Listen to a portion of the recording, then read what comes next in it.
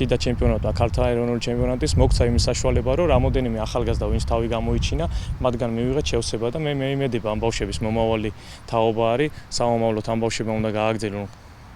ქალთა ფეხბურთში მოღვაწეობა და ამ ეტაპისთვის ჩვენ 9-ში შევმოვედით შეკრებაზე, გუნდი საკმაოდ ნორმალურადაა მომზადებული და განწყობა არის, რომ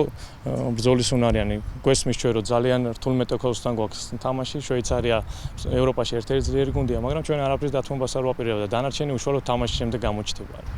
განწყობა კარგი გვაქვს, რა თქმა უნდა, საპასუხისმგებლო თამაში არის, რადგან საქართველოში ვთამაშობთ. თან დასაკარგი არაფერი გვაქვს, რადგან ბოლო თამაში არის ჯგუფური ეტაპის და